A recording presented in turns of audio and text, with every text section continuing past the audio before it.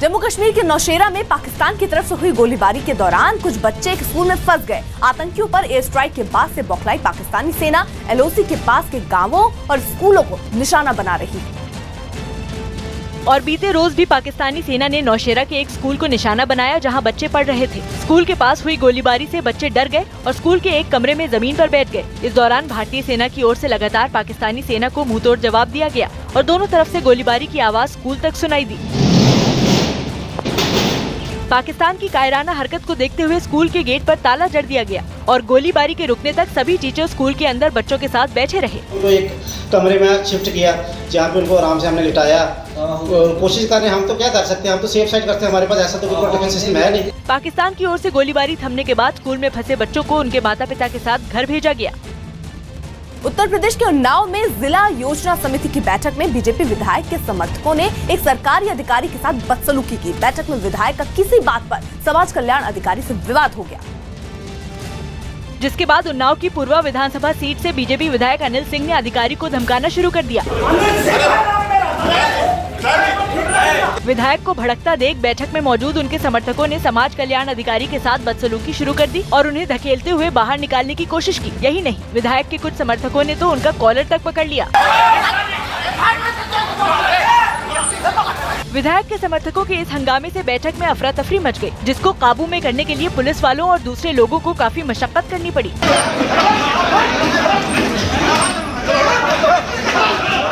वहीं बैठक में जारी हंगामे की वजह से हो रही फजीहत से बचने के लिए विधायक के सुरक्षा कर्मियों ने अधिकारियों के साथ मिलकर मीडिया को बाहर निकाल दिया।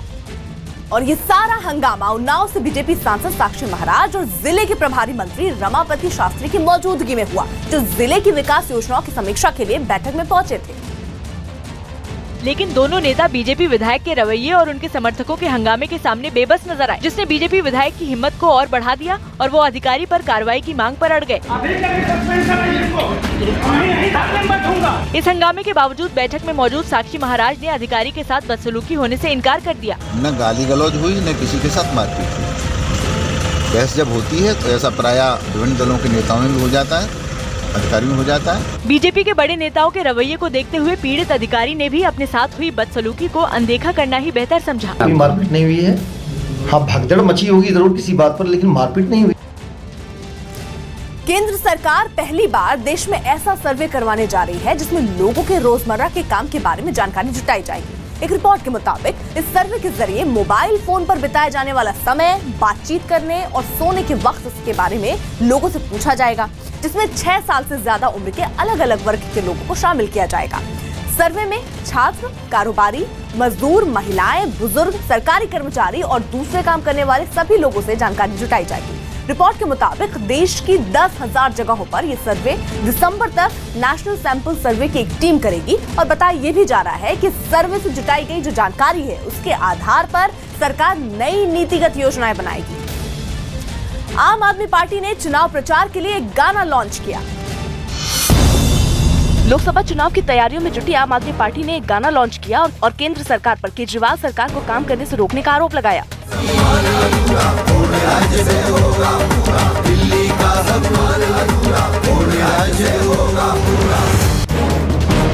आरजेडी नेता लालू प्रसाद यादव ने एक तस्वीर शेयर करते हुए एक शेर के जरिए एनडीए पर हमला किया कि वही होता है जो जनता चाहती है। दिल्ली के पास ग्रेटर नोएडा में एक बुजुर्ग आदमी बस से उतरते वक्त दूसरी बस की चपेट में आ गया, जिससे उसकी मौत हो गई। छत्तीसगढ़ के कोरिया में विधायकों के ढोल बजाने और डांस करने का एक वीडियो सोशल मीडिया पर वायरल हो गया। मंत्री जी मादर बजाते, विधायक जी चौधरी जी आप भी आइए।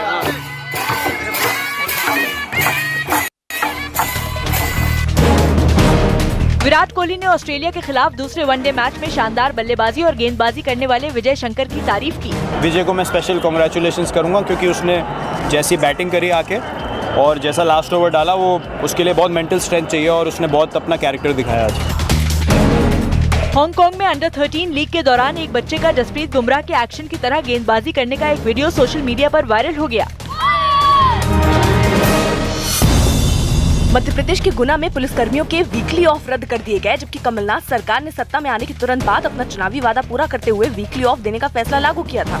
ये कि पीएचक्यू का एक ऑर्डर आया हुआ था कि आगामी त्योहारों को देखते हुए और इलेक्शन को देखते हुए उसमें जो है वो छुट्टियों में प्रतिबंधित किया जाता है। बिहार के पूर्वी चंपारण में सड़क और नाला बनाने की मांग के लिए लोगों ने अनशन किया और एक मानव श्रृंखला बनाई। दिल्ली के पास ग्रेटर नोएडा में 2 बदमाशों ने एक रिटायर्ड फौजी के घर में घुसकर उन्हें गोली मारकर घायल कर दिया। छत्तीसगढ़ के गरियाबंद में चूहों के कुतरने से एक नहर टूट गई। बताया गया कि चूहों के जमीन खोदने से उस जगह की मिट्टी धंस गई और नहर के किनारे का एक हिस्सा टूटकर पानी में गिर गया, जिसकी वजह से खेतों में जाने वाला नहर का पानी दूसरी तरफ कच्ची सड़क पर चला गया, जहां पानी जमा होने से रास्ता बंद हो गया, जिससे लोगों की परेशानी और बढ़ गई। जमीन धंसने से वहां नहर के ऊपर बनी पुलिया का भी एक हिस्सा टूटकर गिर गया, जिससे पानी का बहाव दूसरी तरफ मुड़ गया। वहीं सिंचाई विभाग ने भी चूहों को नहर टूटने की वजह माना। चूहे अथवा जो है छिद्र जो हो जाते हैं वहाँ पानी की वजह से, मिट्टी घुलने की वजह से नहर जो है उसके बहने की संभावना बनी, तो संभावित है कि उसके माध्यम से हुआ होगा। अधिकारियों ने नहर को जल्द ठीक कराने का भरोसा भी दिया।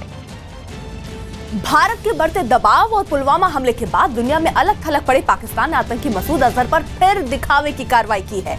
संयुक्त राष्ट्र से लेकर फाइनेंशियल एक्शन टास्क फोर्स तक दुनिया की हर बड़ी संस्था से झटका खाने के बाद पाकिस्तान के गृह मंत्रालय ने आतंकी हाफिज सईद के 2 संगठनों, जी हां 2 संगठनों जमात उद दावा और फलाह इंसानियत को प्रतिबंधित संगठनों की सूची में डालने का ऐलान कर दिया। लेकिन इसी के साथ पाकिस्तान की झूठ का पुलिंदा फिर सामने आ गया, क्योंकि मुंबई में 26/11 के हमले के बाद भी पाकिस्तान हाफिज के संगठन लश्कर पर पाबंदी लगाने पर मजबूर हुआ था और दिखावे के लिए हाफिज को नजरबंद भी किया गया था। बाद में पाकिस्तान ने हाफिज को रिहा कर दिया और हाफिज ने जमात उद दावा और फलाह इंसानियत के नाम से आतंक का कारोबार शुरू किया। पाकिस्तान ने भारत के कई सबूतों के बाद भी हाफिज सईद के दोनों संगठनों पर पाबंदी लगाने की जगह निगरानी सूची में डाला था, लेकिन अब अंतर्राष्ट्रीय दबाव में जमात उद दावा और फलाह इंसानियत पर पाबंदी का ऐलान किया है। हाफिज सईद को अंतर्राष्ट्रीय आतंकी घोषित किया जा चुका है। पुलवामा हमले को दुर्घटना बताने वाले दिग्विजय सिंह के ट्वीट पर शुरू हुआ विवाद थम नहीं रहा है। इस कड़ी में अब दिग्विजय सिंह ने नया ट्वीट कर हमलावर बीजेपी पर पलटवार किया और पुलवामा अटैक को सबसे पहले दुर्घटना करार देने वाले उत्तर प्रदेश के डिप्टी सीएम केशव प्रसाद मौर्य के बयान पर प्रधानमंत्री और केंद्रीय मंत्रियों से जवाब मांगा। तो वहीं एक और ट्वीट में दिग्विजय सिंह ने उनको देशद्रोही बताने वाले केंद्रीय मंत्रियों को मुकदमा दर्ज कराने की चुनौती दे डाली। दिग्विजय सिंह के इस हमले का जवाब देते हुए बीजेपी के प्रवक्ता JVL नरसिम्हा राव ने उन्हें ISI का एजेंट बता दिया। वो एक ISI एजेंट की भाषा में बोलते हैं। इतनी घृणा भारतीय जनता पार्टी से है तो मैं मान सकता हूं, लेकिन भारत की सेना के साथ, भारत की जनता के साथ क्यों इतनी नफरत है, इसका जवाब कांग्रेस को देना होगा। जबकि दिग्विजय सिंह पहले ही पुलवामा हमले को दुर्घटना बताने वाले अपने ट्वीट पर सफाई दे चुके हैं, फिर भी बीजेपी नेताओं और केंद्रीय मंत्रियों के हमले दिग्विजय सिंह पर नहीं थमे। इसी बीच केशव प्रसाद मौर्य का पुलवामा हमले के बाद दिया बयान भी सामने आ गया, जिसमें उत्तर प्रदेश के डिप्टी सीएम ने पुलवामा हमले को दुर्घटना बताया था। सुरक्षा में चूक नहीं, यह एक बड़ी दुर्घटना हमारे सेना CRPF के जवानों के साथ घटी थी। केशव प्रसाद मौर्य के इसी दुर्घटना वाले बयान पर कांग्रेस के करीबी RJD ने प्रधानमंत्री को निशाने पर लिया। केशव प्रसाद मौर्य जी क्या कह रहे हैं? प्रधानमंत्री जी उस पर भी आप चुप हैं। कमाल की बातें हो रही हैं। केशव प्रसाद मौर्य जी ने वही बयान दिया था, वहाँ कोई चर्चा नहीं हो रही है। ये कौन सा एक एकांगी दृष्टिकोण है? प्रधानमंत्री पर हुए RJD के इस हमले का जवाब बीजेपी के करीबी JDU ने दिया। ये कैसे देश को सिखा रहे हैं दिग्विजय सिंह जैसे लोग कि किस निर्लज्जता और बेशर्मी से फौज की जो कायराना हमला हुआ, बर्बरता से उनका कत्ल किया गया 44 जवानों का, उसको ये दुर्घटना कह रहे हैं। देश देख रहा है, देश जवाब देगा।